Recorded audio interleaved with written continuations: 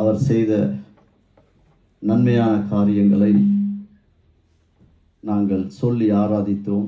பாடல்களினூடாய் ஜெபங்களினூடாய் ஆண்டவருடைய நாமம் மகிமைப்பட்டது. அது வார்த்தையின் நேரத்துக்கு நாங்கள் வந்திருக்கோம். ஒரு விஷயம் நாங்கள் கண்களை மூடி ஆண்டவரிடத்தில் சமூகத்தில் நோக்கி பார்ப்போம். பரிசுத்தமுள்ள தகப்பனே, இந்த நாளிலும் ஐயா, என்னுடைய ஞானம் அல்ல, என்னுடைய சுயபுத்தி அல்ல, நீங்கள் என்னோடும் இந்த சபை ஜனங்களோடும் ஆண்டவரே இந்த இணையதளத்தில் பார்க்க போகிற ஒவ்வொருவருக்கும் உம்முடைய சத்தியத்தை எங்களுக்கு பேசும்படியாய் கெஞ்சுகிறோம். இந்த இடத்திலே உமது பரிசுத்த நாமம் மகிமைப்படும்படியாய் ஜெபிக்கிறோம். இயேசுவின் நாமத்தில் ஒப்பு கொடுத்து ஜெபிக்கிறோம் பிதாவே, ஆமென். ஹல்லேலூயா. ஆண்டவர் நல்லவராயிருக்கிறார். நாளிலும் அநேகருக்கு இல்லாத சலாக்கியத்தை ஆண்டவர் எங்களுக்கு தந்திருக்கிறார். அதனால் ஆண்டவர் எங்கள் வாழ்க்கையிலே செய்த எல்லாவற்றுக்காக நாங்கள் ஸ்தோத்திரம் பண்ணினோம், ஜெபித்தோம். இப்போது ஆண்டவருடைய சத்தம், ஆண்டவர் எங்களோடு எதை பேச வருகிறார் என்பதை குறித்து நாங்கள் பார்க்க போகிறோம். நான் ஆரம்பத்திலே எடுத்த ஒரு செய்தி, நான் யார் நம்முடைய எஜமானன். அதிலே நான் கிட்டத்தட்ட 2 மாதங்களுக்கு முன்னதாக இந்த செய்தி இந்த இடத்திலே பேசப்பட்டது. அதன் அடிப்படையிலே சபையை பொறுத்தவரையிலே சபையிலே 5 குழுக்கள் இருக்கிறார்கள் என்பதாக நாங்கள் பார்த்தோம். அதிலே 2 நாங்கள் பார்த்தோம். முதலாவது சபையிலே குடும்பம், 2வது நம்முடைய சந்ததி, ஆண்டவர் தந்த பிள்ளைகள், 3வது ஊழியர்கள், 4வது விசுவாசிகள், 5வது சபை. அதனால் எங்களுக்கு தந்த நேரத்தின் அளவின்படி முதலாவது குடும்பத்தையும் பிள்ளைகளையும் குறித்து நாங்கள் பரிசுத்த ஆவியானவர் எங்களுக்கு உணர்த்தினார், பேசினார். அநேகருக்கு அது ஆசீர்வாதமாக இருந்திருக்கிறது. அதனால் கர்த்தருடைய நாமத்துக்கு ஸ்தோத்திரம்.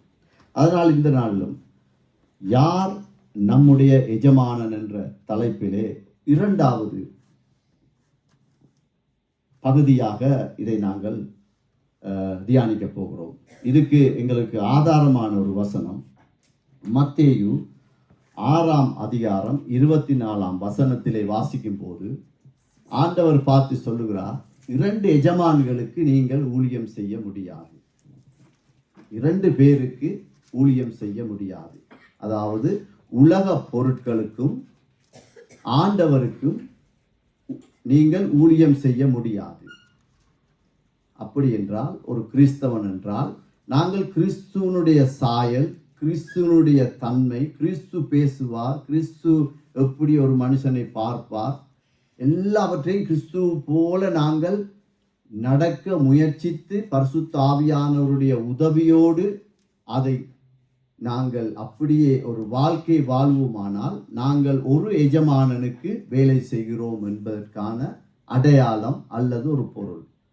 அதே சமயம் நாங்கள் கிறிஸ்தவர்கள், நாங்கள் இப்படியும் வாழ்வோம் எப்படியும் வாழ்வோம் என்று 2 பக்கங்களுக்கும் நாங்கள் எங்களுடைய முகத்தை, எங்களுடைய சிந்தனைகளை, எங்களுடைய இருதயத்தை நாங்கள் திருப்புவோமானால் நாங்கள் 2 எஜமான்களுக்கு நாங்கள் வேலை செய்கிறதா இருக்கும். இதுதான் எங்களுக்கு ஆதாரத்தின் ஒரு வசனம். அதன்படி இன்றைய நாளும் முதலாவது குடும்பம், பிள்ளைகளை குறித்து நாங்கள் பார்த்தோம், தியானித்தோம். பரிசுத்த ஆவியானவர் எங்களுக்கு உதவி செய்தார். நாங்கள் இன்றைக்கு ஊழியர்களை குறித்து நாங்கள் பார்க்க போகிறோம். எடுத்து வாசிப்போம். புதிய ஏற்பாட்டிலே 148வது பக்கம், யோவான் 13ஆம் அதிகாரம் 34ஆம் வசனம், 35வது வசனம். நீங்கள் ஒருவரோடொருவர் அன்பாயிருங்கள், நான் உங்களில் அன்பாயிருந்தது போல நீங்களும் ஒருவரோடொருவர் அன்பாயிருங்கள் என்ற புதிதான கட்டளையை உங்களுக்கு கொடுக்கிறேன்.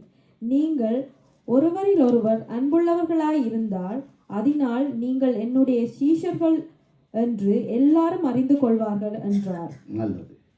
ஆண்டவர் முதலாவது அந்த 34வது வசனத்தை போடுங்கம்மா. நீங்கள் ஒருவரில் ஒருவர் அன்பாயிருங்கள், நான் உங்களில் அன்பாயிருந்தது போல நீங்களும் ஒருவரில் ஒருவர் அன்பாயிருங்கள். ஆரம்பத்தில் ஆண்டவர் பார்த்து சொன்னார், உங்களை நேசிப்பது போல உங்கள் அயலான நேசிங்க. அதாவது என்ன நேசிப்பது போல, எனக்கு ஒரு பசி, ஒரு தாகம், எனக்கு ஒரு தேவை, எனக்கு ஒரு அழுக, ஒரு வேதனை, ஒரு சஞ்சலம் என்றா நான் எப்படி, எனக்கு யாராவது உதவி செய்வாங்க, என்னை யாராவது காப்பாற்றுவாங்களா, எனக்கு யாராவது ஆறுதலான ஒரு 4 வார்த்தையை பேசுவாங்களா என்று நான் என்னை அன்பு செய்கிறது போல நான் மற்றவர்களுக்கு அன்பு செய்யணும். அதான் முதலாவது கட்டளை. ஆனால் இப்ப அவர் சொல்றார், நான் உங்களை நேசித்தது போல. இப்ப எங்கட இடத்தை அப்படி அப்புறப்படுத்தி விட்டு அந்த இடத்துல கிறிஸ்துவ நிலைநிறுத்துறார். இயேசு கிறிஸ்து எங்களை நேசித்தது போல, இயேசு கிறிஸ்து எங்களுடைய பாவத்தை மன்னித்தது போல, இயேசு கிறிஸ்து எங்களை மன்னித்தது போல, இயேசு கிறிஸ்து எங்களுக்காக தன்னுடைய மகிமையை விட்டு இறங்கி வந்ததை போல, இயேசு கிறிஸ்து அவருடைய எல்லா வல்லமைகள் இருந்தும் மரண பரியந்தம் பிதாவுக்கு கீழ்ப்படிந்தால் தான் இந்த ஜனத்தை நான் மீட்டுக் கொள்வேன் என்ற அந்த அன்பு எங்களில் இருக்கணும் என்றுதான் ஊழியர். அப்படிப்பட்டவன் தான் ஊழியர். 34வது வசனத்தை போடுங்க. 35வது சாரி. நீங்கள் ஒருவரில் ஒருவர் அன்புள்ளவர்களாய் இருந்தால் அதனால் நீங்கள் என்னுடைய சீசர்கள் என்று அறிந்து கொள்வார்கள். இப்போ ஒரு ஐடென்டி கார்டு, நான் இயேசுவின் சீசன், நான் ஆண்டவருடைய பிள்ளை, நான் ஆண்டவருக்காக நிற்கிற ஒரு மனுஷன், நாங்கள் ஆண்டவருக்காக நிற்கிற ஒரு சபை, நாங்கள் ஆண்டவருக்காக நிற்கிற ஒரு குடும்பம் என்றால் ஒரு அடையாளம் ஒன்று இருக்கணும். நாங்கள் மற்றவங்களை நேசிக்கணும். இயேசு எங்களை நேசித்தது போல, இயேசு எங்களை அப்படி நாங்கள் இப்படி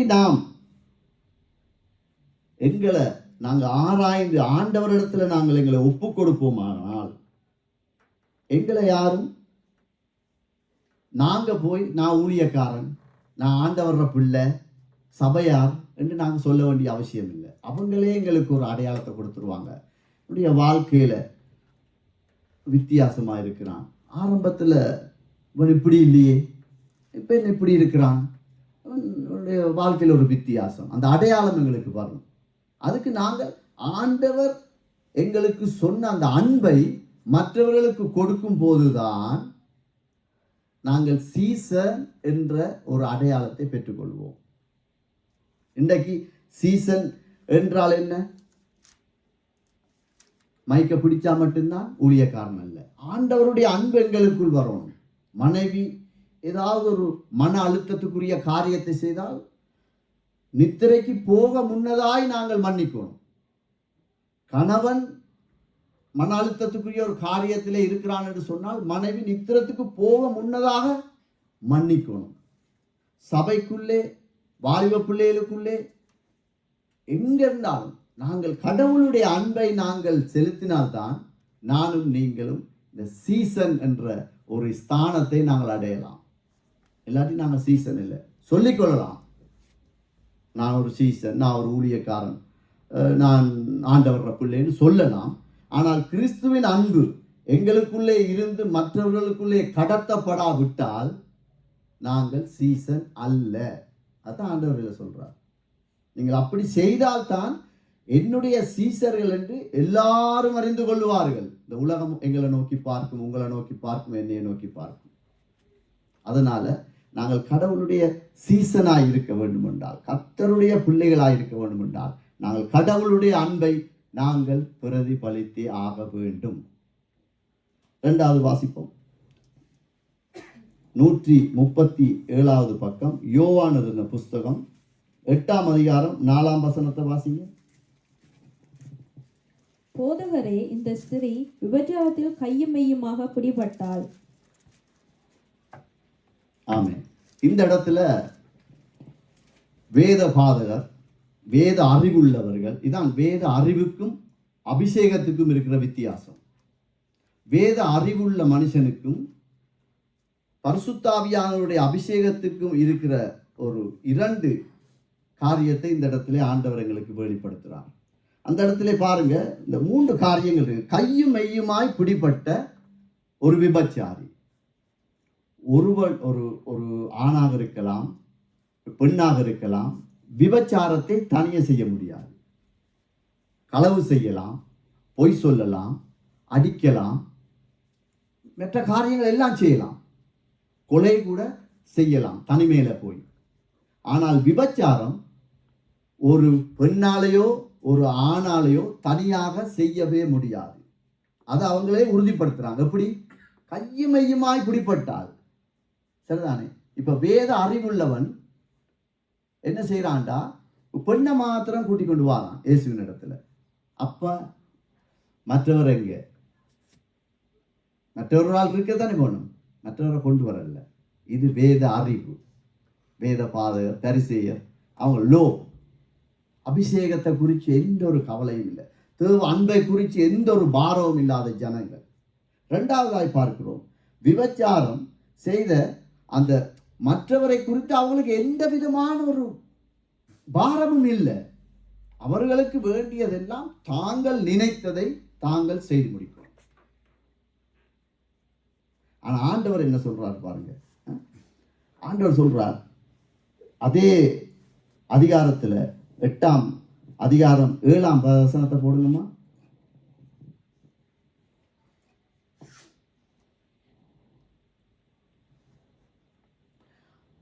அவர்கள் ஓயாமல் அவரை கேட்டுக்கொண்டிருக்கையில் அவர் நிமிர்ந்து பார்த்து, உங்களில் பாவம் இல்லாதவன்.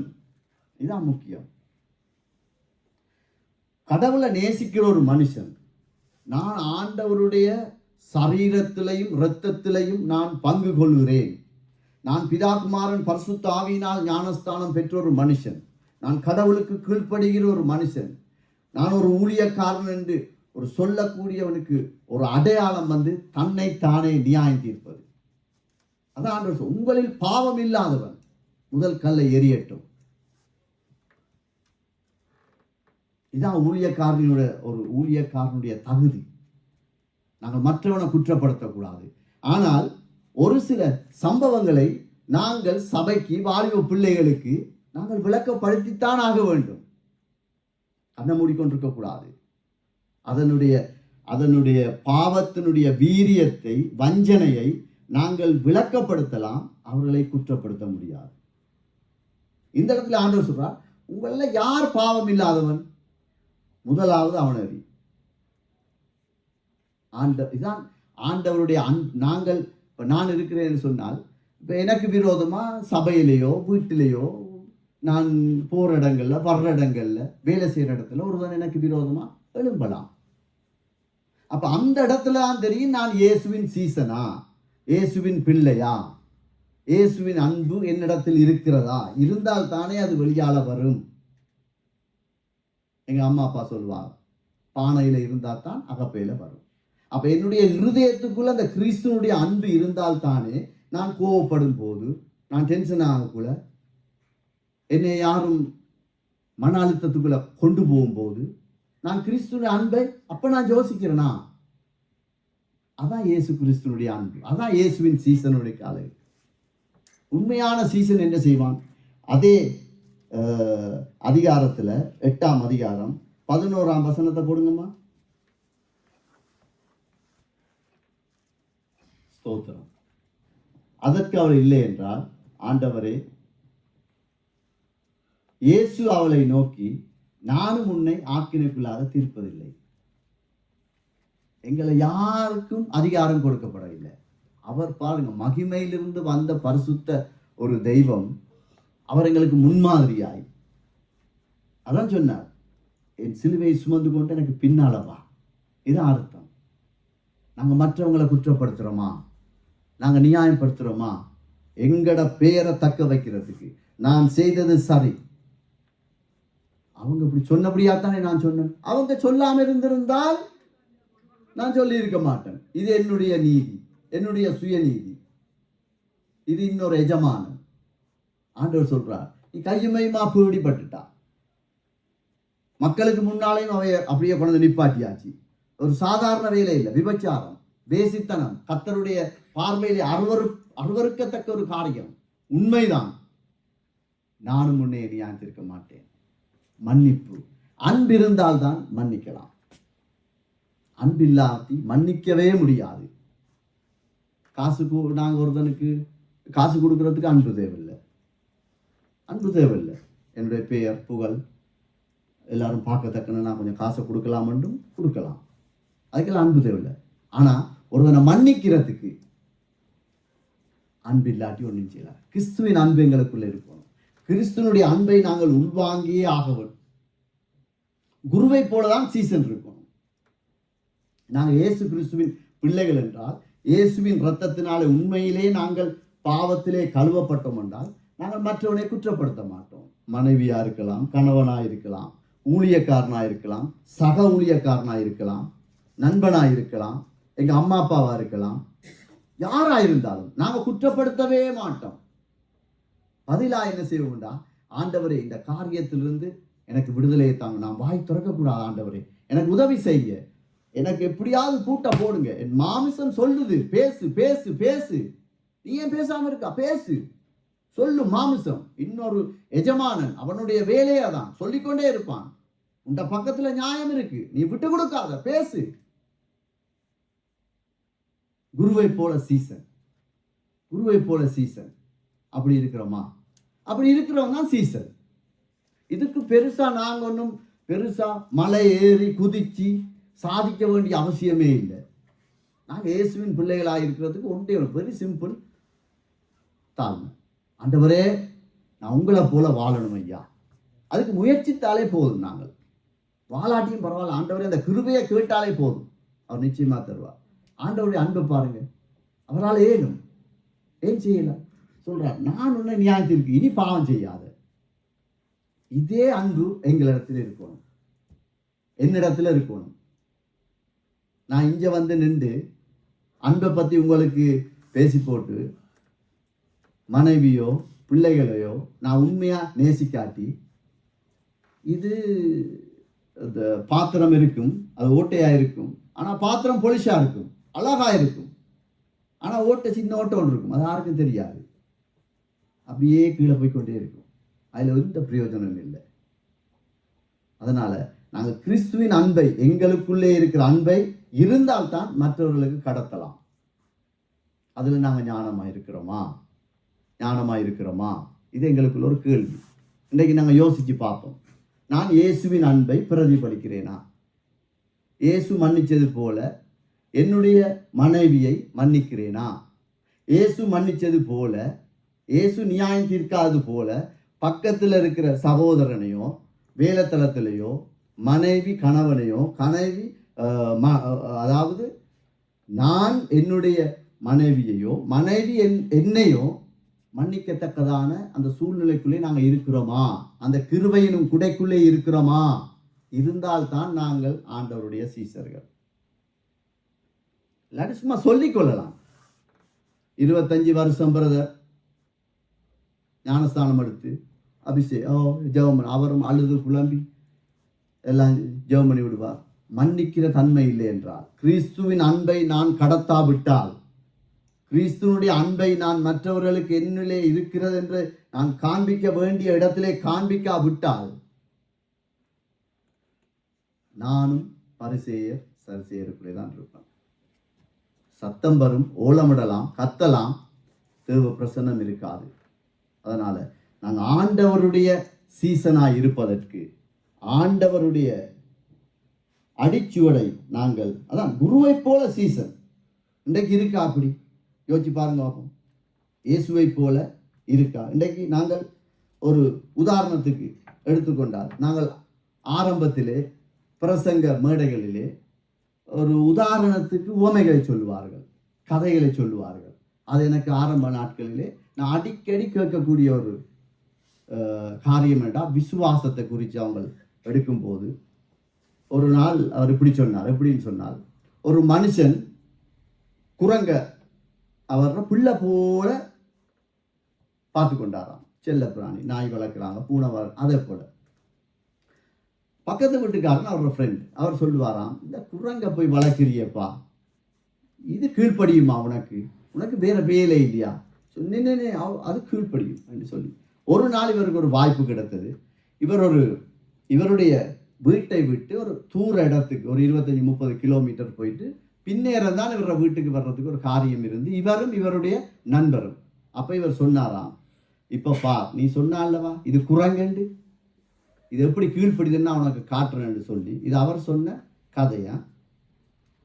ஒரு நல்ல அழகான ஒரு வாழைப்பழத்தை எடுத்து அதை கையில கொடுத்து, நான் போறேன், வரும் வரைக்கும் நீ இப்படியே வச்சிருக்கணும் சரிதானே என்று கொடுத்துட்டு போயிட்டார். ஓகே, போனோடனே 25 கிலோமீட்டர் போய் வாரண்டா கார் இல்லை அங்கே சரிதானே, நடந்து போய் பின்னர் தான் வருவார். அப்போ இந்த குரங்கு பார்க்க நல்லா மஞ்ச இரண்டு இருக்கு. அப்போ இவர் எனக்கு அதாவது பிரசங்க மேடையிலேருந்து அவர் சொல்கிறார், குரங்கு பார்த்து யோசிச்சுச்சான். எப்படி யோசிச்சான்? இவர் சாப்பிட வேணாம்னு தானே சொன்னவர், இதை நீ சாப்பிடக்கூடாது கையில் வச்சிருக்கணும் தான் சொன்னவர். ஓகே, கீழேயும் வைக்கக்கூடாது கையிலே வச்சிரு, சாப்பிடக்கூடாதுன்னு சொன்னவர். மணந்து பார்த்தா என்ன, அது பிரச்சனை இல்லை தானே, உண்மைதானே, அதனுடைய சிந்தனை சரி. மணந்து பார்த்து தான் கொஞ்ச நேரம் அப்படியே டைம் 1 மணி 2 மணி போக அந்த வாசம் தனக்கு பிரயோஜம். சாப்பிட வேணாம்னு சொல்லியிருக்கே, உரிக்க வேணாம்னு சொல்ல இல்லை வாழைப்பழத்தை, சரின்னு உரிச்சுதான். அப்புறம் அப்படியே வச்சுட்டு கொஞ்சம் அந்த உரிச்சோன்னே இன்னும் வாசம் என்ன செய்யும், இன்னும் மணக்கும்.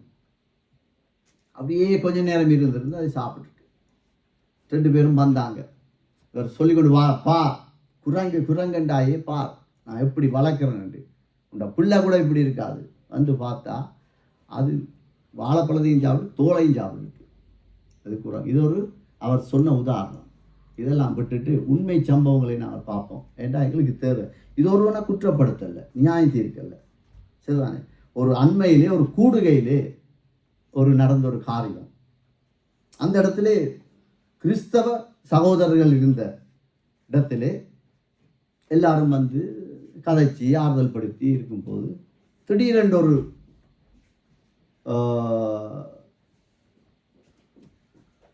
ஆள் எழுப்பி சொன்னிச்சான், இப்படி அதாவது அவங்களுடைய வேலை சம்பந்தமான இந்த நாட்டில் நடக்கிற காரியங்கள் அப்படி இப்படி பேசிக்கொண்டிருக்கும் போது அவர் அடுத்த சொன்னான், சி நாங்கள் பெல்ஜியத்தில் இருந்தாலும் நாங்கள் இலங்கையை 2 விட்டு கொடுக்கக்கூடாது. முதலாவது பாயிண்ட்ஸ். பிறகு சொன்னாரா, நான் எந்த பிள்ளைகளுக்கு நான் சொல்லியிருக்கேன், பள்ளிக்கூடத்தில் அடித்தா நீ அடி வாங்கிட்டு வரக்கூடாது, திருப்பி அடித்தா நீ வந்தீங்கன்னா நான் அடிப்பேன். ஓகே, அது என்னண்டு நாங்கள் யாருண்டு காட்டணும் ஒன்று பெரிய அபிலாசமாக போகுது கதை. அப்போ அந்த கூடுகையில் எல்லாரும் இருக்கிறாங்க. எல்லாரும் அதை கேட்டுக்கொண்டு அவரை எதிர்த்து பேசுவதற்கு அந்த இடத்துல யாருமே வாய் திறக்கல. அப்போ அதில் இருந்தவங்க யோசிச்சாங்களாம், இவர் கிறிஸ்துவ அறியாதவர் போல, அதான் இவர் பேசுகிறாரு, அது நோமல் தானே, நாங்களாம் அப்படி தானே இருந்தோம். உட்டனை நியாயம் தீர்க்கிறது, உட்டனை தூக்கி எறிகிறது, இவன் கல்லன்ன்றது, பொய் பேசுகிறான்ன்றது, அப்படித்தானே நாங்கள் சும்மா ஏதாவதுனா உட்டனை நியாயம் தீர்ப்போம். சரி, நாங்களும் இப்படித்தானே இருந்தோம், இவர் ஆண்டவர் அறியாதவர் புள்ள போலன்று சரி என்று விட்டாச்சு. விட்டு அந்த கூட எல்லாம் முடிஞ்சு கதைச்சி போட்டு இப்போ எலும்பி எல்லாம் போகிறாங்கள. அவர் போகல. கிறிஸ்துவ அறிஞ்ச மக்கள் மத்தியிலே தான் இப்போ அவர் இருக்கிறார்.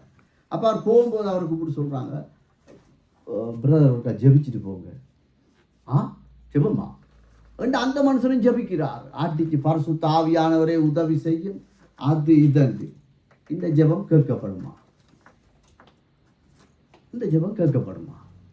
இன்றைக்கு நாங்கள் அதாவது கடவுளுடைய அன்பு இல்லாதவனை நாங்கள் நியாயத்திருக்க இயலாது, நிராகரிக்க மேலாது. ஆனா அந்த தாய் தகப்பனோட அந்த பிள்ளை பார்த்து கொண்டிருக்கு. அந்த கூடுகையில வாலிப பிள்ளைகள் இருக்கு. அவர்களுடைய எண்ணம் எப்படி இருக்கும்? இப்படி பேசலாம், பள்ளிக்கூடத்தில் எதுவும் செய்யலாம், தூசணம் பேசினா நான் திருப்பி பேசலாம், அடிக்கிறவனை திருப்பி அடியண்டா, அதானே அதுக்கு அர்த்தம். அவங்க எண்ணத்தை நாங்கள் கடத்துறோம். அந்த வாலிப பிள்ளைகள் மத்தியில, எங்களோட பிள்ளைகள் மத்தியில எதை நாங்கள் கடத்துகிறோம்? அவரும் ஜெபிக்கிறார். ஒரு கூச்ச உணர்வு, ஒரு குற்ற உணர்வு இல்லை, ஒரு பாவ உணர்வு இல்லை. அட்லீஸ்ட் ஆண்டவரே நான் இப்படி பேசிட்டேன் மன்னிங்கன்னு சொல்லி அறிக்கையிட்டு ஜெபிச்சாலும் பரவாயில்லை. அதுக்கு 100 ஆமேன் 10 ஆமேன் சொல்லி ஓகே பிரதர். அதுக்கு பிறகுதான் அவர் பார்த்தாலும் இவன் இயேசுவின் ரத்தத்தினால மீட்கப்பட்ட மனுஷனா? இல்ல இல்ல, இப்படி இருக்கக்கூடாது. எங்களை சுத்தி இருக்கிறவங்களை நாங்க நிராகரிக்கிறது இல்லை. நாங்க மற்றவங்களுக்கு இடரலா இருக்கக்கூடாது. இப்ப நான் சொல்றேன், எனக்கு 3 பேர் இருக்காங்க, வாலிப பிள்ளையில ஆண்டவர் தந்துருக்காங்க. நான் சொல்லிக்கிறேன், ஏய் சபையில உங்களுக்கு 6வது கதைச்சா அந்த இடத்த கதைக்கணும், நீ வாய மூடிட்டு வரக்கூடாது. அதை என்ன கதைக்கிறது? நீ கதை, திருப்பி கதை, நான் பார்க்குறேன் எப்படி சொல்றதா? எடா இப்படி சொன்னாங்க, வாய மூடு, இயேசுவின் சாயல் ஒன்று இருக்கா, இயேசுவின் அன்பு இருக்கா, பள்ளிக்கூடத்தில் வச்சியா, மூடிட்டு வா, அப்படித்தான் சொல்லணும். அப்ப நான் அப்படியான அன்பை கடத்தணும். இன்றைக்கு அந்த தாய் தகப்பனை நம்பி கொடுத்த பிள்ளைன்ற நிலையை பார்த்தீங்களா? ஏண்டா கிறிஸ்துவின் அன்பு இல்லை, அதான் உண்மை. ஆண்டவர் என் பாவத்தை மன்னிச்சா, ஆண்டவர் எதற்காக எங்களை தெரிஞ்சு கொண்டா, ஏன் சீசத்துவத்தில் இருக்கிறோம் என்றதை மறந்து விட்டோம். அதான் உண்மை, வேற ஒன்றுமே இல்லை. என்னுடைய சுயம், நான் யாருன்னு தெரியுமா, எங்க அப்பா பேர் தெரியுமா, ஸ்ரீலங்காவில் நான் யார் தெரியுமா, இதெல்லாம் இன்னொரு எஜமானனுக்குரிய தன்மை. கிறிஸ்து அப்படி இல்லை, அவர் அப்படி இல்லை. அதான் சொன்னார், என்னுடைய குருவை போல சீசன் இருக்கணும். நாங்கள் முற்றிலும் பரிபூர்ணம் அடைய முடியாவிட்டாலும் இதெல்லாம் சர்வசாதாரண காரியங்கள். இதெல்லாம் சர்வசாதாரண காரியங்கள். ரட்சிக்கப்பட்ட எத்தனை வருஷம்? 20 வருஷம். ஊழியக்காரனா? ஓம்புறது ஊழியக்காரன். ஆனா என் பிள்ளைக்கு நான் சொல்றேன், அடி வாங்கிட்டு வரக்கூடாது, திருப்பி அடிச்சுட்டு வா. இல்லை, இது ஆண்டவருடைய பார்வையிலே அருவருப்பு. அருவருப்பு. இன்றைக்கு பாருங்க, இந்த சபையில கூட எங்களுக்கு சொந்த ஒரு இடம் இல்லை. அதனால நாங்க வாடகைக்கு இருக்க வேண்டிய ஒரு நிர்பந்தம். அப்ப நாங்க இந்த இடத்துல ஆராதிச்ச பிறகு இன்னொரு குரூப் வருது, ஆராதிக்குது. அப்ப ஒரு காரியம் நடந்தது என்ன, யாரோ எல்லாம் கூட்டிட்டு தான் போறோம். ஒரு இடத்த ஒரு பேப்பர், ஒரு சின்ன ஒரு ஊத்தை இருந்துட்டு அதை போட்டோ பிடிச்சி இந்த சபைக்குரிய தலைமைத்துவத்துக்கு ப்ரூஃப் அனுப்புறாங்க. அவங்க எப்படி ஆராதிப்பாங்க இந்த இடத்துல? எப்படி ஐயா இயேசுவின் அன்பை நீங்கள் கொடுப்பீங்க? இதான் கேள்வி. ஒரு பயமும் இல்லை, ஆண்டவரை குறித்து ஒரு பயமும் இல்லை. அறிவு இருக்கு, அறிவு இருந்த என்ன பிரயோசனம்? ஷூவை கழட்டிட்டு தான் நிக்கணும், தோடு போடக்கூடாது, செயின் போடக்கூடாது, எல்லாம் சொல்றா. மற்றவனை மன்னிக்க தெரியலையே உன்னால. இந்த இடத்துல நானும் நீங்களும் இருக்கக்கூடாது. இது ஆண்டவருக்கு மிகவும் ஒரு அருவருப்பான ஒரு காரியம். கிறிஸ்துவின் அன்புக்கு ஊழியம் செய்யறோமா, பிசாசுக்கு ஊழியம் செய்யறோமா? அதான் முக்கியம். இப்ப எங்களுக்கு நான் ஆடுற ஊழியக்காரன், ஆடுற புள்ள பாரம்பரியத்தை எங்கட சபைக்குள்ள கொண்டு திணிக்க கூடாது. பொன்னாடைய போத்துறேன், அது ஒரு 5 ஹீரோ கூட வராது. யோசிச்சு பாருங்க, எல்லாம் ஒரு வஞ்சனை. இவைகளை நாங்கள் மற்றவங்களை குற்றப்படுத்தல. இந்த வாலிப பிள்ளைகளை அவர்கள் மேல தேவ தரிசனம் ஒன்று இருக்கு. அந்த தரிசனத்துக்கு நாங்கள் இடரலா இருக்கக்கூடாது. வேதம் சொல்லுது, இடரல் உள்ளவனுக்கு ஐயோ உண்டு. அந்த இடத்துக்கு நாங்கள் வரக்கூடாது. மற்றவன் என்ன செய்யப்பட்டோம், அந்த சபையை பார்த்து நாங்கள் செய்யக்கூடாது, அந்த ஊழியக்காரனை பார்த்து நாங்கள் செய்யக்கூடாது, அப்படி செய்யலாது. நாங்கள் இயேசு கிறிஸ்துவின் புண்ணியங்களை அறிவிக்க, அவருடைய மகிமைக்காக நாங்கள் தெரிந்து கொள்ளப்பட்ட ஜாதி சந்ததி. அவரே சொல்லிட்டார், ஆசாரிய கூட்டம். இயேசுக்காய் நிற்கிற ஒவ்வொரு மனுஷனும். இன்றைக்கு ஸ்கூலுக்கு நீங்க போகல, அப்பா அம்மா ரைட் இன்னைக்கு சாப்பாடு செய்யல, இந்த 8 ரூபாயோ 10 ரூபாயோ ஏதோ கொடுக்குறாங்க, அதுல 1 ரூபாய் உண்டியெல்லாம் போட்ட புள்ள ஆண்டவருடைய புள்ள. அதுக்கு இந்த உணர்வு வருது. யாருக்கு தெரியும் எந்த யார் மேல இந்த சபையை கட்டுவார்னு யாருக்கு தெரியும்? எங்களுக்கு பார்க்க ஏதோ அதுகள் சும்மா இருக்கிற மாதிரி இருக்கும். தேவனுக்கு என்ற ஒரு சித்தம் இருக்கும். அந்த சித்தத்தை நாங்க பாரம்பரியத்தை கொண்டு அதை இல்லாமக்கிறோம். நோ, அது இல்லாமக்கூடாது. நாங்க சுத்திகரிக்கத்தான் போகணும். நாங்க இதுல மீண்டு வரத்தான் போகணும். வாசிப்போம்.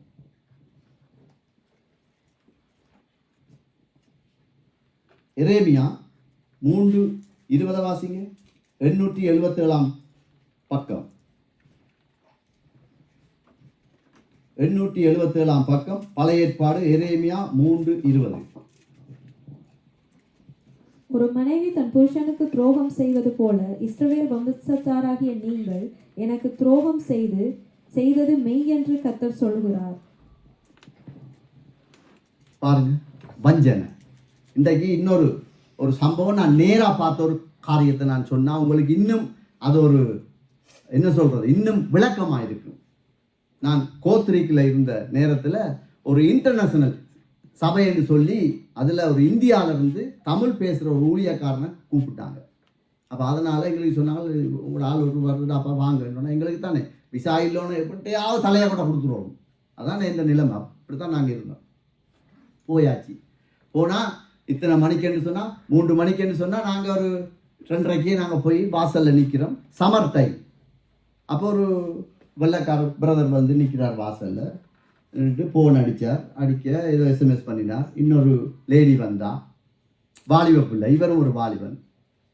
அந்த சர்ச் வாசலில், சரிதானே, சர்ச் வாசலில் கொஞ்சம் மிஞ்சால் வச்சு நாங்கள்லாம் நிற்கிறோம். பேர் நிற்கிறாங்க.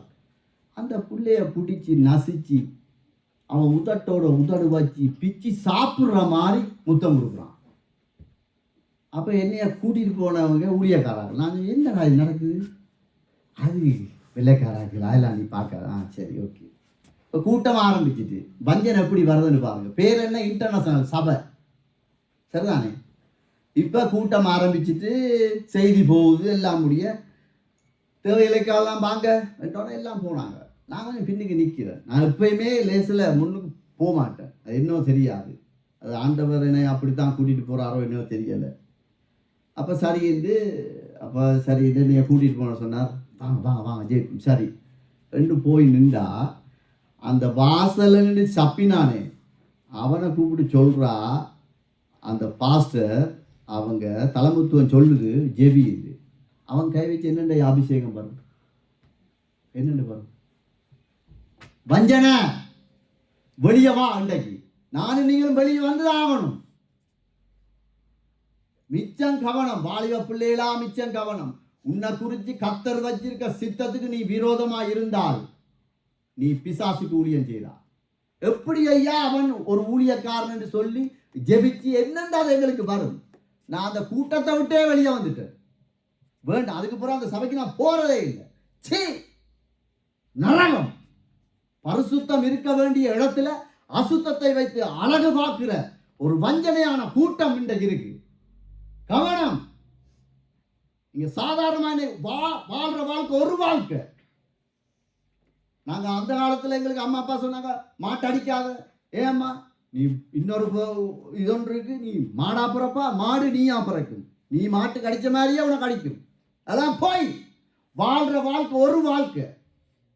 2-3 நாளைக்கு முன்னால நாங்க போனோம் ஒரு அடக்க ஆராதனைக்கு. ஆண்டவர் அதைத்தான் எனக்கு உணர்த்தினார். 22 வருஷம் நிறைஞ்ச ஒரு வாலிபன். அவங்க அம்மா அப்பா எவ்வளவு ஏக்கத்தோட பாரத்தோட இருந்திருப்பாங்க. மண்ணோட மண்ணா புதைக்கப்பட்டது. அதுக்கு பூவை போட்டாலும் ஒன்றுமில்லை, ஓட்டுமில்லை, எல்லாம் முடிஞ்சு. இந்த இடத்துக்கு முதல் நானும் நீயும் மனம் திரும்பியே ஆக வேண்டும். இயேசுவின் கிறிஸ்துவின் அன்பை நாங்கள் கடத்தி ஆகணும். ஆண்டவருடைய அன்பை கடத்தாம வஞ்சனைக்குள்ள எல்லாம் பார்க்க நல்லா தான் இருக்கும். அந்நிய நுகத்தோட சேராதா சேராத. கர்த்தருக்கு பயப்படுகிற ஒரு இணைப்பை கேள். வாலிப பிள்ளையே உனக்கு உணர்ச்சி எல்லாம் இருக்கு. பால் உணர்வை வச்சது ஆண்டவர் தான். பிசாசு உருவாக்கல, ஆண்டவர் தான் உருவாக்கினார். அது தேவ சித்தத்தின்படி நடந்தால் பரிசுத்தம், தேவ சித்தம் இல்லாமல் நடந்தால் அது விபச்சாரம். அவ்வளவுதான். Very simple. புரிஞ்சு கொள்ளுங்க. இந்த ஒன்லைன்ல கேட்கிற நீங்க யாரா இருந்தாலும் சரிதான், வஞ்சனைக்குள்ள இருக்காங்க. சபை கொண்டு வரும். அவங்க செய்யறாங்க, இவங்க செய்ய, நீ செய்யாத. அவ்வளவுதான். நானும் நீங்களும் இதுக்காக அழைக்கப்படவே இல்லை. எரேமியால ஒரு சொந்த புருஷன், அவனுக்கு ஒரு ஸ்திரீ பாருங்க, ஒரு ஸ்திரியானவள் சொந்த புருஷனுக்கு காட்ட வேண்டிய நிர்வாணத்தை இன்னொருத்தனுக்கு காட்டினது போல ஆண்டவர் அதை, ஒரு மனைவி தன் புருஷனுக்கு துரோகம் செய்வது போல இஸ்ரவேல் வம்சத்தை நீங்கள் எனக்கு துரோகம் செய்து மெய்யென்று கர்த்தர் சொல்லுகிறார். பாருங்க, அவர்கிட்ட சின்ன பாவம் பெரிய பாவம் எல்லாம் இல்லை. அவர் அப்படி சொன்னார், நான் இப்படி சொன்னேன், சரிக்கு சரி, அதெல்லாம் இல்லை. நோ, அந்த லோ இப்ப இல்லை. தாழ்மை தாழ்மை தாழ்மை, அன்பு அன்பு அன்பு. அன்பு இல்லை என்றால் ஒன்றும் இல்லை. நீ தீர்க்க தரிசனம் சொல்லலாம், அந்நிய பாஷையை பேசலாம், ஏழைகளுக்கு என்னவும் கொடு, பிரச்சனை இல்லை. ஆலயத்துக்கு நேரத்தோட வந்து ஆலயத்தில் நான் ஒரு மெம்பராக இருக்கேன், எல்லாம் செய். என்னிடத்துல உங்களிடத்துல இயேசுவின் அன்பை நாங்கள் கடத்தாவில்லை என்றால் நாங்கள் பிசாசுக்கு ஊழியம் செய்கிறோம். ஆண்டவர் அப்படித்தான் சொல்றார். ஒரு மனைவி இப்போ உதாரணத்துக்கு இந்த இடத்துல இருக்க கூடுதலானாக்க அம்மா அப்பா ஒரு 2 வயசு புள்ள, 3 வயசு புள்ள, 6 மாச பிள்ளைய உடுப்பு இல்லாமல் அதில் மேல் கழுவி பவுடர் போடக்குள்ள சும்மா இருக்கும். 2 வயசு பிள்ளை என்ன செய்யும்? மாமன்காரனை கண்டாலே ஒளியும், வெக்கம், அந்த உணர்வு இருக்கு. அந்த அதான் அந்த சாயம். ஐயோ என்று நிர்வாகத்தை யாரும் பார்த்துடக்கூடாது. இன்றைக்கு ஊழியர் என்று சொல்லிக்கொண்டு சபை என்று சொல்லி போட்டு இவ்வளவு கேவலமான காரியங்கள், அவ்வளவு வஞ்சனை, ஒன்றில்லை 2 இல்லை. அதனால மிச்சம் கவனமா இருக்கணும். இயேசு கிறிஸ்துவ அவங்க கேட்க சொல்றார், கடைசி காலத்துல நீங்க வஞ்சிக்கப்படாதீங்க. அதான் உண்மை. வாசிங்க. இப்ப ஒரு கேள்வி வரும், ஐயோ நாங்க பாவம் செய்துட்டோமா, குடும்பத்தில் என்னால மன்னிக்க இயலாம இருக்கு, மனைவியை மன்னிக்க இயலாம இருக்கு, கணவனை மன்னிக்க இயலாம இருக்கு, வேலைத்தளத்தில் அவனை பார்த்து நான் முறுமுறுத்து கொண்டே இருக்கிறேன். இதுக்கு வழி இருக்கு. இதுல இருந்து மீண்டு வர்றதுக்கு வாசல் வச்சிருக்கிறான் ஆண்டவர். வாசிங்க. எரேமியா 4:1. இஸ்ரவேலே, நீ திரும்புகிறதற்கு மனதாயிருந்தால் என்னிடத்தில் திரும்பு என்று கர்த்தர் சொல்லுகிறார். நீ உன் அருவருப்புகளை என் பார்வை நின்று அகற்றிவிட்டால் நீ இனி அலைந்து திரிவதில்லை. ஆமென். பாருங்க, மனம் திரும்பினால் போதும். நாங்கள் கர்த்தரிடத்துக்கு திரும்புவோம்.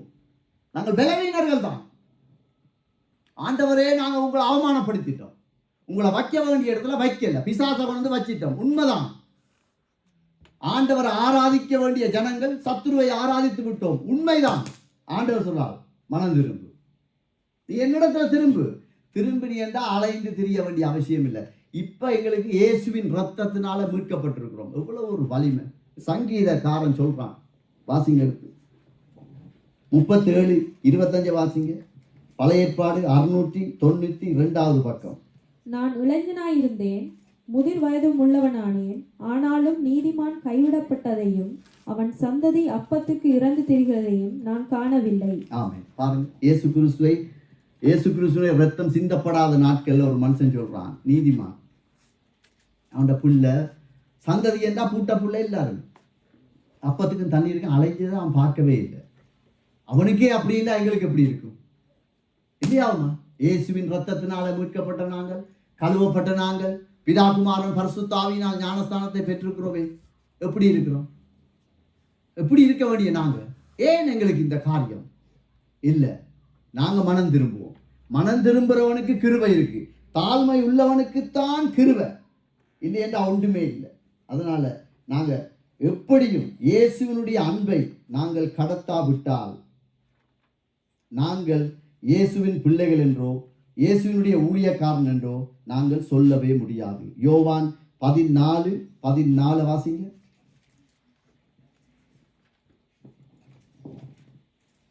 என் நாமத்தினாலே நீங்கள் எதை கேட்டாலும் அதை நான் செய்வேன். தொடர்ந்து வாசிங்க 14 வரைக்கும். நீங்கள் என்னிடத்தில் அன்பாயிருந்தால் என் கற்பனைகளை கைக்கொள்ளுங்கள். ஆமென். நான் பிதாவை வேண்டிக் கொள்ளுவேன், அப்பொழுது என்றென்றைக்கும் உங்களுடனே கூட இருக்கும்படிக்கு சத்திய ஆவியாகிய வேறொரு தேற்றவாளனை அவர் உங்களுக்கு தந்தருளுவார். ஆமென். இந்த வசனத்துல 3 காரியங்கள் இருக்கு. ஒன்று, திறவுகோல், இயேசுவின் நாமம். அவருடைய நாமத்தினால் எல்லாம் கூடும். ஆமென். எல்லாம் கூடும். என் நாமத்தினால எதை கேட்டாலும் நான் உனக்கு செய்வேன். ஆசீர்வதிக்க மட்டுமில்லை ஆண்டவர், ஆசீர்வாதத்துக்கு மாத்திரமல்ல. நான் இந்த பாவத்தில் இருக்கிறேன், ஆண்டவரே உங்களுக்கு விரோதமா நான் வாழ்றது எனக்கு தெரியுது, இது என்னால வர முடியல, எனக்கு உதவி செய்யுங்க.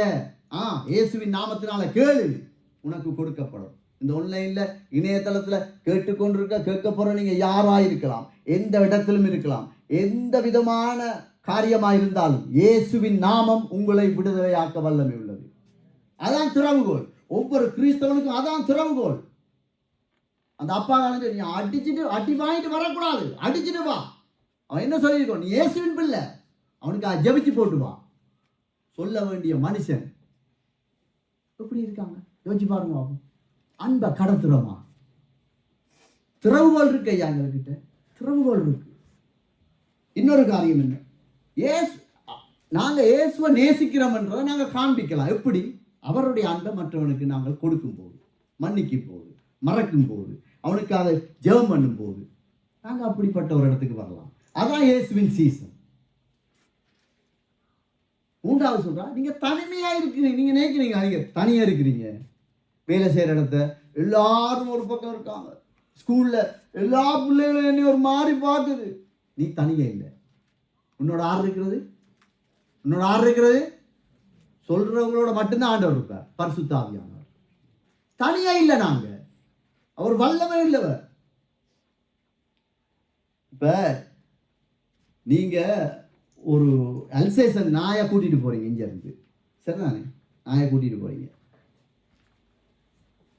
இல்ல இன்னொருத்தன் அல்சேசன் நாயை கூட்டிட்டு அங்கிருந்து வாரான். நீங்க இங்க இருந்து தனியா போறீங்க. அது உங்களுக்கு பயம் வரும் தானே? என்ன அல்சேசன் நாய் என்ன செய்யும்? அடிச்சிடும். அதே நேரத்தில் அவன் அல்சேசன் ஸ்பெஷல் டோக்கோட வாரான். உங்களோட கையில் ஒரு சிங்கத்தை கூட்டிட்டு போறீங்க. நீங்க பயப்படுவீங்களா? யூதராஜ சிங்கம் உங்களோடு இருக்கிறார், என்னோடு இருக்கிறார். இந்த உணர்வு எங்களுக்குள்ள வரணும் ஐயா. வாழ்வுக்குள்ள உனக்குள்ள வரணும். உங்களுக்கு விரோதமா பள்ளிக்கூடத்துல யாரும் எழும்பலாம். நீங்க சொல்லணும், பரிசுத்த ஆவியானவர் என்னோடு இருக்கிறார். நான் தனித்தவள் அல்ல, நான் தனித்தவன் அல்ல. இதான் உண்மை. நாய்க்கே ஒரு குணம் இருக்கு, ஸ்பெஷல் ஒரு நாய் இருக்கு, அல்சேசன் கிராஸ் ஒரு நாய் இருக்கு. அதுக்கு பேர், இன்னொரு பேர் வந்து ஒன் மாஸ்டர் டாக். அதை நான் நேராக பார்த்தபடியா நான் சொல்றேன். ஒருவனுக்கு தான் கீழ்ப்படிக்கும். வீட்டில் 5 பேர் இருந்தா அந்த ஒருவன் சாப்பாடு வச்சா தான் அது சாப்பிடும், இல்லாட்டி சாப்பிடாது. எத்தனை நாளும் அது பசி இருந்து அப்படியே செத்து போயிடும். One master talk. நாய்க்கே அது இருக்கு பாருங்க. எங்களுக்கு இல்லையே. நாங்கள் ஆண்டவர் பிள்ளைகள் இல்லவா? நாங்கள் சாதாரண, நீங்கள்லாம் சாதாரணம் இல்லை, நாங்கள் சாதாரண, எங்களோட பிள்ளைலாம் சாதாரணமான பிள்ளைகள் இல்லை. பள்ளிக்கூடத்தில் எங்களை ஒரு மாதிரி பார்க்கலாம், வேலைத்தளத்தில் ஒரு மாதிரி பார்க்கலாம், சபை எங்களை ஒரு மாதிரி பார்க்கலாம். No problem. பரிசுத்த ஆவியானவர் எங்களோடு இருக்கிறார் என்ற ஒரு உணர்வு எங்களுக்குள்ள இருக்குமானால் நாங்கள் அன்பை கடத்துவோம். மரத்தை எதுல நாங்க பார்க்கலாம்? கனியில. நான் சொல்லலாம், அந்நிய வாசையை பேசிட்டு நான் போயிடலாம். வீட்டை போய் பிள்ளையில எரும மாடு. அவர் குணா தெரியுமா? அவர் விளையாட்டு அவர் இப்படித்தானே ரெண்டா போச்சு. கனி இல்லை ஐயா எங்கள்கிட்ட. இல்லை இல்லை, பரிசுத்த அன்பை கடத்தணும். எங்களுக்கு உங்களுக்கு முதுகுல குத்துறானோ நெஞ்சில குத்துறானோ பரிசுத்த ஆவியானவர் உங்களோட இருந்தா நீங்க அன்பை கடத்துவீங்க, நான் அன்பை கடத்துவேன். அவ்வளவுதான். இப்போ ஸ்கூல்ல நீங்க அடிக்கிறீங்க, அது யார் பெற்ற பிள்ளைன்னு எங்களுக்கு தெரியாது. அது ஆம்பளை பிள்ளையா இருக்கலாம், பொம்பளை பிள்ளையா இருக்கலாம், பாய் ஃப்ரெண்ட் கேர்ள் ஃப்ரெண்ட், நோம்பல் இங்கே நோம்பல். இல்லை இல்லை, உனக்குள்ள பரிசுத்த ஆவியான, உனக்குள்ள கிறிஸ்துவின் அன்பு இருந்தால் நீ ஜெயிப்பா. உனக்குள்ள அந்த உணர்வு இருந்தாலும் ஆண்டவரே நீங்க இணைக்கிறத கொண்டு வாங்க, மற்றெல்லாம் பிசாசு தான் என்று சொல்லு, ஜெபி. இல்லாட்டி அவ்வளவுதான். இந்த உலகம் காண்பிக்கும். லோத்து தீர்மானித்தது போல நான் நீங்களும் தீர்மானிக்க கூடாது. இதான் உண்மை, இதான் சத்தியம். என்ன நடந்தாலும் எங்க அப்பா எங்களுக்கு நன்மை மட்டும்தான் செய்வார். அது மாத்திரம் உண்மை. இன்றைக்கெல்லாம் நாங்களாம் அப்படி நிற்கக்கூடிய ஆக்கலாம். உண்மையை சொல்ல போனா என்ற குடும்பம் நிற்கும் போது நிலம் பிளந்து நாங்கள் பாதாளத்துக்கு போக வேண்டிய ஜனங்கள். அவருடைய இரக்கம் இன்றைக்கும் எங்களை வாழ வச்சு கொண்டிருக்கு. இந்த அன்பை நாங்கள் மற்றவனுக்கு கொடுக்குறோமா? பக்கத்தில் இருக்கிறோம், எங்கட கதறில் இருந்துட்டா. நான் இத்தனை வருஷமா இந்த கதறில் இருக்கேன், இவ இருந்துட்டா. அவ என்ன சாப்பாடு டொக்கு டொக்கு டொக்குன்னு போடுறா. இதெல்லாம் வஞ்சனை, இதெல்லாம் சாதாரண காரியம். நீங்க நினைக்க பிள்ளைகளுக்குள்ள நாங்கள் கடத்துறோம். ஒரு ஊழியக்காரனை பற்றி இல்லாட்டி ஒரு விசுவாசியை பற்றி நாங்கள் வீட்டில் குடும்பத்தோடு இருந்து பேசும்போது பிள்ளை கேட்டுக்கொண்டிருக்கும். அதுவும் அதே தான் அப்படியே செய்து கொண்டு போகும். இல்லை இல்லை, இயேசு கிறிஸ்து வந்து சொல்லலாம், கடைசி நாட்களில் என்ன வஞ்சிக்கப்படுவீங்க, வஞ்சிக்கப்படுவீங்க. என்னத்தால? நானே கிறிஸ்து என்று சொல்லுவார்கள். வார்த்தைகளை காண்பிக்க நேரம் இல்லை. நானே கிறிஸ்து என்றா என்ன? இயேசுதான் கிறிஸ்து. வேதத்தோடு தான் வருவாங்க, இப்படித்தான் வருவாங்க. பிரைஸ் தி லார்ட், அல்லேலூயா, அப்படித்தான் வருவாங்க. ஆனா அத்தனையும் இருக்கும் உள்ளுக்குள்ள. பண ஆசை இருக்கும், மன்னிக்கிற தன்மை இருக்காது, மற்றவனை குற்றப்படுத்துற நியாயப்படுத்த. எங்களுடைய சபை எங்களுடைய பிள்ளைகள் நாங்கள் சுத்திகரிக்கத்தான் போகணும். ஏன்னா எங்களோட சபையை குறித்து, எங்களோட விசுவாசத்தை குறித்து, எங்களுடைய பிள்ளைகளை குறித்து ஆண்டவர் எங்கள்கிட்ட கேள்வி கேட்கும் ஒரு நாள் இருக்கு. அவர் சொல்றார், நான் தூக்கு நூலோட வருவேன் என்று. தூக்கு நூலுண்டா என்ன? சரியா நேரா காட்டும், கொஞ்சம் பிசையினாலும் வெட்டுப்படும். அதுக்காகத்தான் இன்றைக்கு நாங்கள் ஆண்டவருக்காக ஆண்டவருடைய அன்பை கடத்தினோம் என்று சொன்னா மிச்சமெல்லாம் தானா வந்துடும். ஆண்டவருடைய அன்பு எங்களை இருக்குமானா எல்லாம் தாழ்மையா இருந்துட்டு போயிடும். அதனால வஞ்சனையிலே சிக்கக்கூடாது. நாங்க உலக வழக்கத்தை பாரம்பரியத்தை பின்பற்றக்கூடாது. அந்த சபை செய்து இந்த சபை செய்து எங்களுக்கு ஆண்டவர் என்ன சொல்லி, வேதம் தான் எங்களுக்கு வெளிச்சம். கடைசியா ஒரு வார்த்தையை வாசிப்போம். யோவான் 16ஆம் அதிகாரம் 13ஆம் வசனம். சத்திய ஆவியாகிய அவர் வரும்போது சகல சத்தியத்துக்குள்ளும் உங்களை நடத்துவார். அவர் தம்முடைய சுயமாய் பேசாமல் தாம் கேள்விப்பட்டவைகள் யாவையும் சொல்லி வரப்போகிற காரியங்களை உங்களுக்கு அறிவிப்பார். ஆமென். எங்களுக்கு சத்திய ஆவியானவர் எங்களோட இருக்கிறார். அவர் என்னத்துக்கு ஆவியானவர்? ஆசீர்வாதத்துக்கு மட்டுமில்ல, எங்களை நடத்த மட்டுமில்ல, சகல சத்தியத்துக்குள்ளேயும் எங்களை நடத்த. இந்த வேதத்துல, இந்த சத்திய புத்தகத்துல ஒரு ஏழை எப்படி வாழணும், ஒரு ஏழை எப்படி வாழக்கூடாது, ஒரு பிச்சைக்காரன் எப்படி வாழணும் வாழக்கூடாது, ஒரு வேசி ஒரு விபச்சாரி எப்படி வாழணும் எப்படி வாழக்கூடாது, ஒரு நல்ல காசுள்ளவன் எப்படி வாழணும் வாழக்கூடாது, ஒரு ஊழியக்காரன் எப்படி வாழணும் வாழக்கூடாது, ஒரு அம்மா அப்பா எப்படி வாழணும் எப்படி வாழக்கூடாது, மூத்தவர்கள் எப்படி வாழணும் வாழக்கூடாது, எல்லாம் இதுல எழுதியிருக்கு. நாங்க போய் ஆண்டவர்கிட்ட போய் கடைசி நாள்ல சொல்ல இயலாது, இது எங்களுக்கு தெரியாது. ஒரு கழுதையை கொண்டு நான் உனக்கு பேசினேனே, என்ன செஞ்சா? இல்ல பிரதர், நாங்க கதைச்சா எங்களோட நீ ஆண்டவரை மையப்படுத்தினால் எங்களுடைய சுயத்தை விட்டு நாங்க கீழே இறங்கிடுவோம். இதுதான் உண்மை, இதுதான் சத்தியம். சத்திய ஆவியானவர் எங்களுக்குள்ள இருந்தா சத்தியத்துக்குள்ள நிச்சயம் நடத்துவார். அதுல எந்த ஒரு மாற்றமும் இல்லை. அதனால நாங்க எழுந்து நின்று ஆண்டவர்கிட்ட கேட்போம், ஆண்டவரே நாங்க தூரமா நிக்கிறோமா? நாங்க ஒவ்வொருத்தரும் இருக்கிற நிலை அவருக்கு மட்டும்தான் தெரியும்.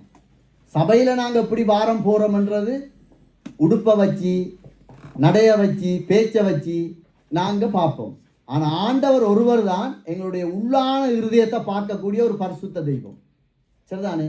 அதனால இந்த இடத்துல இருக்க வாலிப பிள்ளைகள், அம்மா அப்பா, ஊழியக்காராக்கள், இந்த ஆன்லைன்ல நிக்கிறவங்க, பார்க்கிறவங்க, பார்க்க போறவங்க எல்லாருடைய நிலையும் ஆண்டவர் அறிஞ்சிருக்கிறார். அதனால நாங்கள் ஆண்டவர்கிட்ட கேட்போம், ஆண்டவரே இந்த காரியத்தில் நான் உம்முடைய அன்பை இந்த இடத்துல நான் கடத்த இல்லை, இந்த இடத்துல நான் உங்களுக்கு சாட்சியா இல்லை, அதனால நான் உங்களுக்கு ஊழியக்காரனா அழைக்கப்பட்டிருக்கிறேன், உங்களோட புண்ணியங்களை அழைக்கப்பட்டிருக்கிறேன், அதனால எனக்கு இந்த கிருபையை தாங்க. நாங்கள் ஜெபம் பண்ணுவோம். பரிசுத்தமுள்ள தகப்பனே, ஐயா இந்த சத்தத்துக்கு நாங்கள் எங்களை ஒப்பு கொடுக்கிறோம். ஆண்டவரே இந்த வார்த்தைகளுக்கு நாங்கள் கீழ்ப்படிய எங்களுக்கு உதவி செய்யும். இயேசுவின் மூலம் ஜெபிக்கிறோம் ஜீவனுள்ள பிதாவே. எல்லா கனத்தையும் மகிமையும் உங்களுக்கு செலுத்துகிறேன் இயேசுவின் நாமத்தில். ஆமென்.